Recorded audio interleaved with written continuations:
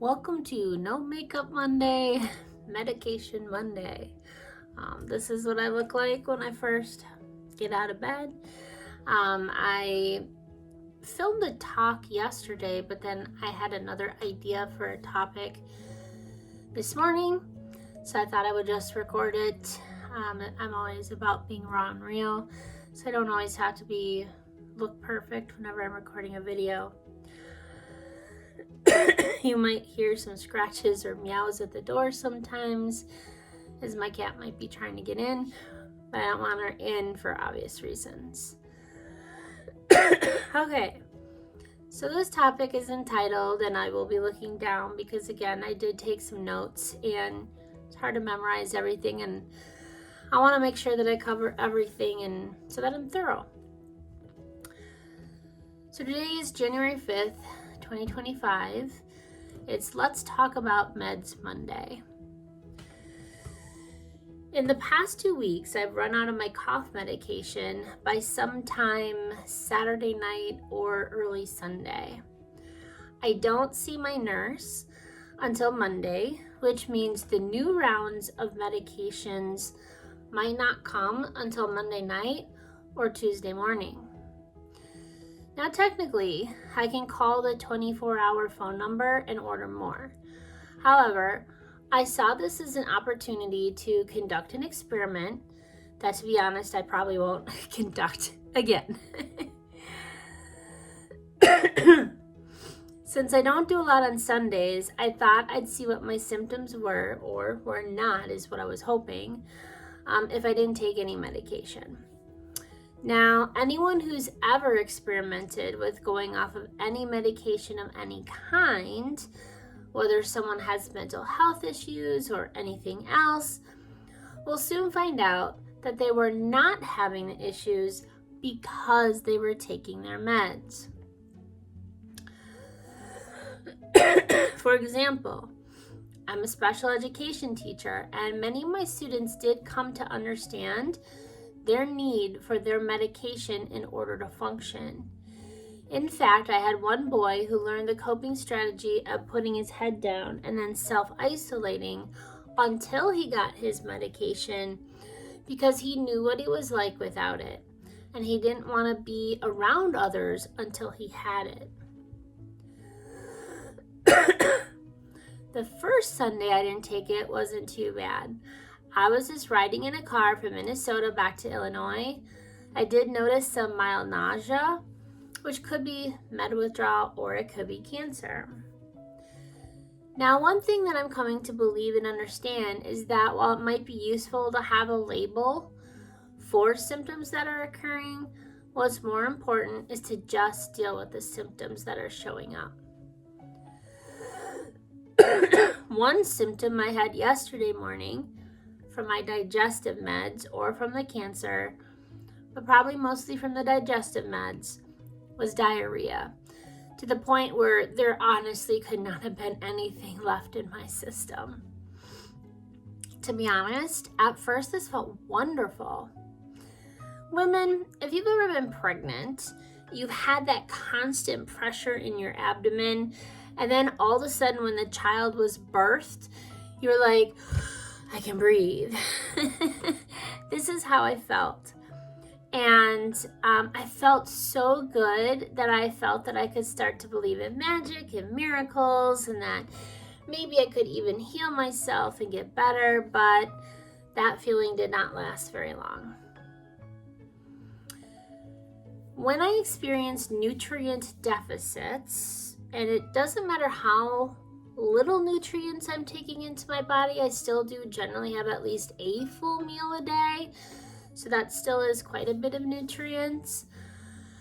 But when I don't have any nutrients in my body, like I said, it literally wiped out everything. You could almost feel it draining the nutrients from your bones. Like, that's how depleted I was.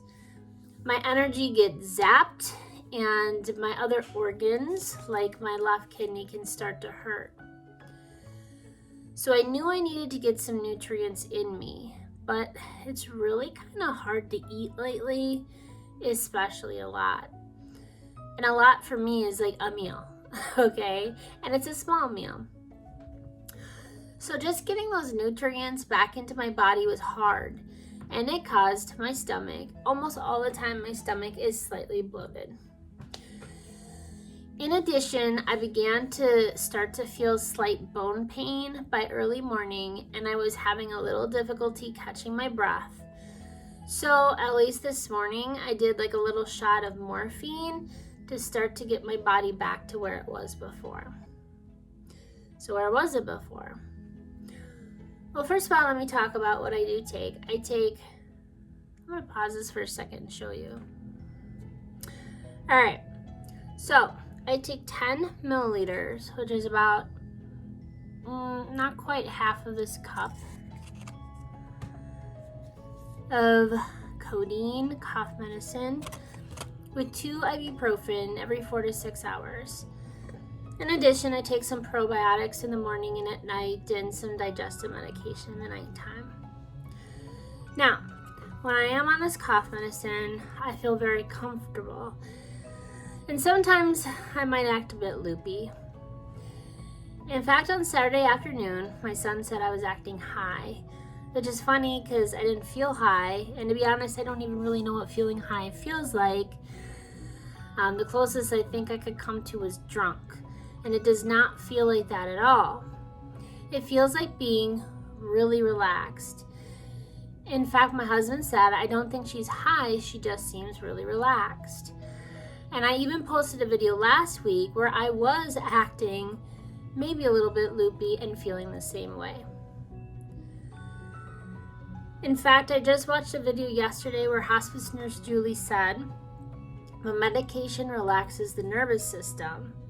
So, without my nervous system being relaxed, I actually feel more symptoms and discomfort.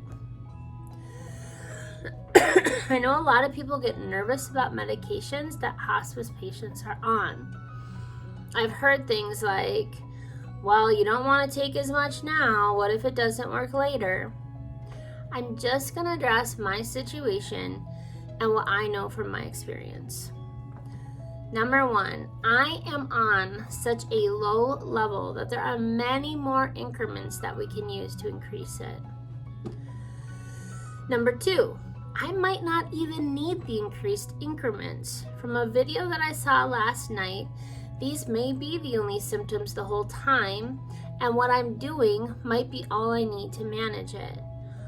Or if my symptoms worsen, like I said, there are a lot more increments that we can add slowly over time, and even if the top increment is used, you can start to increase the frequency, and or there are other medications that the hospice team can use.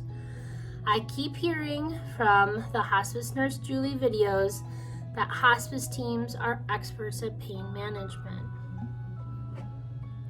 Won't these medications be hard on your kidney, liver, or other organs? Again, I am not a doctor or a nurse. I'm simply an educated patient.